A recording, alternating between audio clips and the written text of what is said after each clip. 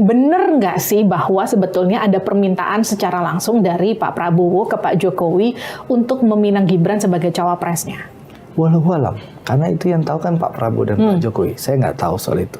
Kalau Mas Gibran kita nggak usah berandai-andai, kan keputusan MK-nya belum ada, Livi. Jadi kalau Livi bicara Mas Gibran, kita harus akui Mas Gibran ini anak muda, milenial, mayoritas pemilih 2024 memang milenial.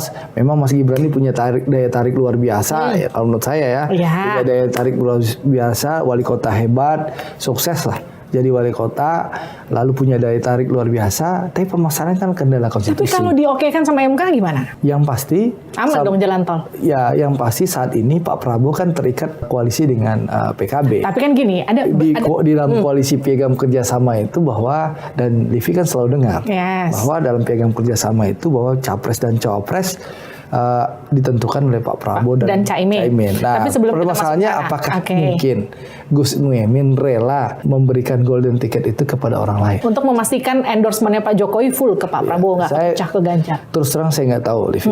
Mungkin perlu Livi on point ini ngundang Pak Prabowo langsung. Atau ngundang Pak Jokowi. Bantu ya. Undang Pak Prabowo untuk Pak Jokowi untuk mengklarifikasi informasi ini. Ada lagi informasi yang beredar, tapi kalau ini informasinya pasti orang dalam tahu, nggak mungkin nggak tahu. Kalau nggak tahu berarti abang pura-pura nggak tahu. Bener nggak bang? Kalau misalnya gini, kalau Pak Prabowo itu bersanding sama Gibran, hitung-hitungan elektabilitasnya itu akan naik 12%, bener nggak? Saya nggak tahu kalau angka hitung-hitungannya ya. Karena yang tahu itu tukang survei. Semuanya abang bilang nggak tahu. Iya, tukang survei dong yang nggak tahu. Karena kan di survei yang dipaparkan di media kan tidak pernah dibikin istilahnya apa itu, simulasi pasangan Prabowo Gibran kan nggak pernah.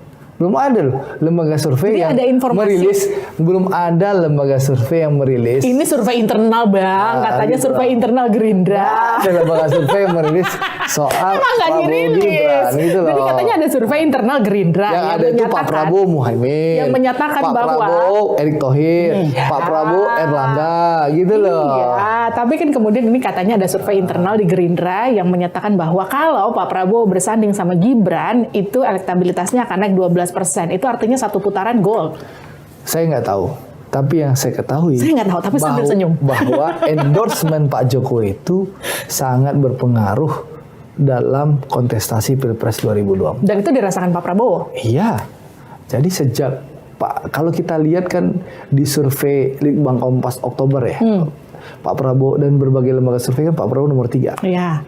Lalu mulai November Pak Jokowi mulai acara Perindo bilang saat 2024 jatahnya Pak Prabowo, dan terus meneruskan endorsement yang secara tersirat itu dilakukan oleh Pak Jokowi.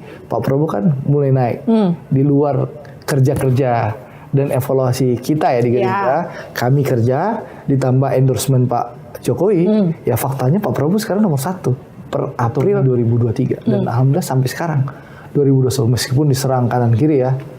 Kan banyak serangan-serangan yang semakin dahsyat sekarang gitu. Kalau endorsementnya Pak Jokowi itu menguntungkan untuk Pak Prabowo, tapi apakah kemudian menyandingkan Pak Prabowo dengan Gibran itu sama menguntungkannya untuk dapat endorsement full? Walau alam, saya belum baca surveinya, jadi saya belum bisa berkomentar apa-apa karena saya belum pernah baca surveinya Mas Gibran. Apalagi saya tidak ingin berandai-andai karena secara konstitusi Mas Gibran masih belum bisa maju untuk kontestasi Pilpres 2024. Tapi memang sekali lagi Mas Gibran punya potensi luar biasa kalau menurut saya.